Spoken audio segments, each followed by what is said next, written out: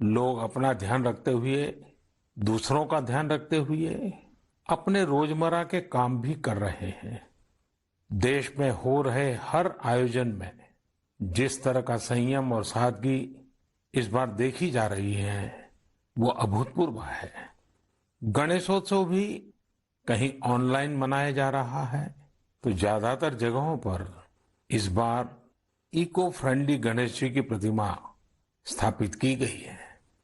साथियों, हम बहुत बारीकी से अगर देखेंगे तो एक बात अवश्य हमारे ध्यान में आएगी।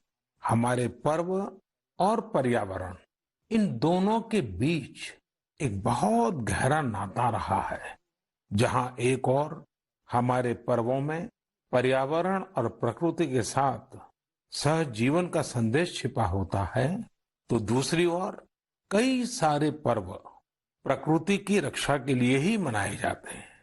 जैसे बिहार के पश्चिमी चंपारण में सदियों से थारू आदिवासी समाज के लोग 60 घंटे के लॉकडाउन, या उनके ही शब्दों में कहें तो 60 घंटे के बरना का पालन करते हैं।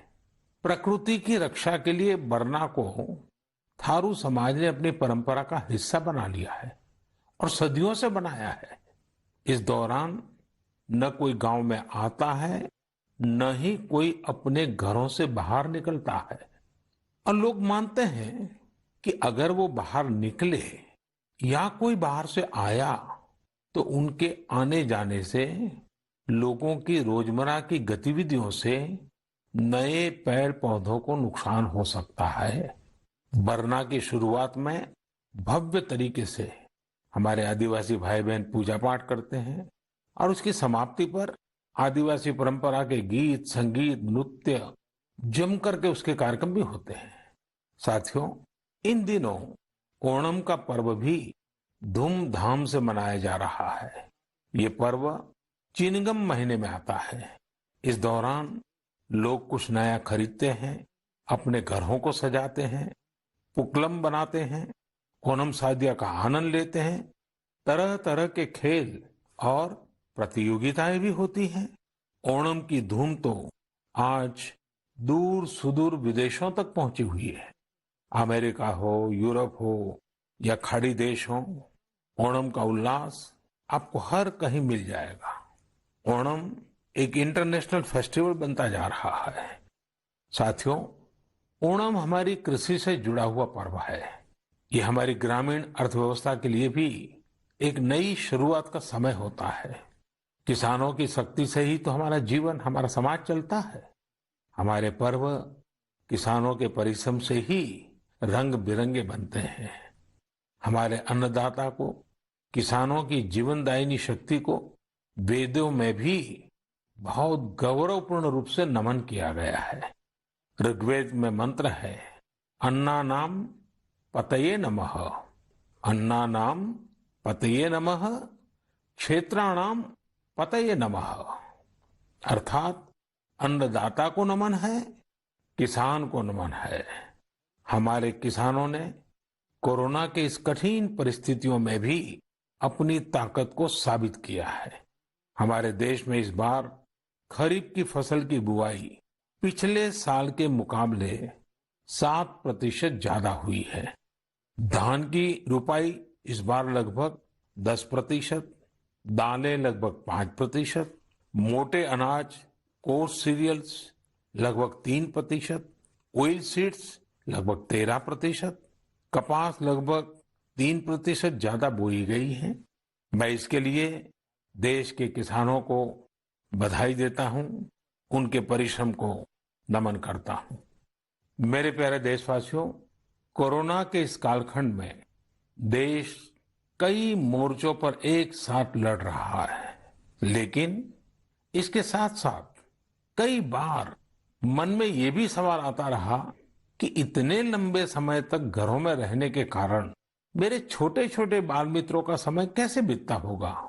और इसी से मैंने गांधीनगर की चिल्ड्रन यूनिवर्सिटी, जो दुनिया में एक अलग तरह का प्रयोग है, भारत सरकार के महिला और बाल विकास मंत्रालय, शिक्षा मंत्रालय, सूक्ष्म लघु और मध्यम उद्योग मंत्रालय, इन सभी के साथ मिलकर हम बच्चों के लिए क्या कर सकते हैं, इस पर मंथन किया, चिंतन किया। मेरे लिए ये बहुत सुखद था, लाभकारी भी था, क्योंकि एक प्रकार से ये मेरे लिए भी कुछ नया जानने का, नया सीखने का अवसर बन गया। साथियों, हमारे चिंतन का विषय था खिलौने और विशेषकर भारतीय खिलौने। हमने इस बात पर मंथन किया कि भारत के बच्चों को नए नए टॉयज कैसे मिले, भारत टॉय प्रोडक्शन का बहुत बड़ा हब कैसे बने। वैसे मैं मन की बात सुन रहे बच्चों के माता पिता से क्षमा मांगता हूं, क्योंकि हो सकता है उन्हें अब ये मन की बात सुनने के बाद खिलौनों की नई नई डिमांड सुनने का शायद एक नया काम सामने आ जाएगा। साथियों, खिलौने जहां एक्टिविटी को बढ़ाने वाले होते हैं, तो खिलौने हमारी आकांक्षाओं को भी उड़ान देते हैं। खिलौने केवल मन ही नहीं बहलाते, खिलौने मन बनाते भी हैं और मकसद गढ़ते भी हैं। मैंने कहीं पढ़ा कि खिलौनों के संबंध में गुरुदेव रविंद्रनाथ टैगोर ने कहा था कि बेस्ट टॉय वो होता है जो इनकम्प्लीट हो, ऐसा खिलौना जो अधूरा हो और बच्चे मिलकर खेल खेल में उसे पूरा करें। गुरुदेव टैगोर ने कहा था कि जब वो छोटे थे तो खुद की कल्पना से घर में मिलने वाले सामानों से ही अपने दोस्तों के साथ अपने खिलौने और खेल बनाया करते थे। लेकिन एक दिन बचपन के उन मौज मस्ती भरे पलों में बड़ों का दखल हो गया। हुआ ये था कि उनका एक साथी एक बड़ा और सुंदर सा विदेशी खिलौना लेकर आ गया। खिलौनों को लेकर इतराते हुए अब सब साथी का ध्यान खेल से ज्यादा खिलौने पर रह गया। हर किसी के आकर्षण का केंद्र खेल नहीं रहा, खिलौना बन गया। जो बच्चा कल तक सबके साथ खेलता था, सबके साथ रहता था, घुल मिल जाता था, खेल में डूब जाता था, वो अब दूर रहने लगा। एक तरह से बाकी बच्चों से भेद का भाव उसके मन में बैठ गया। महंगे खिलौने में बनाने के लिए भी कुछ नहीं था, सीखने के लिए भी कुछ नहीं था। यानी कि एक आकर्षक खिलौने ने एक उत्कृष्ट बच्चे को कहीं दबा दिया, छिपा दिया, मुरझा दिया। इस खिलौने ने धन का, संपत्ति का, जरा बड़प्पन का प्रदर्शन कर लिया, लेकिन उस बच्चे की क्रिएटिव स्पिरिट को बढ़ने और संवरने से रोक दिया।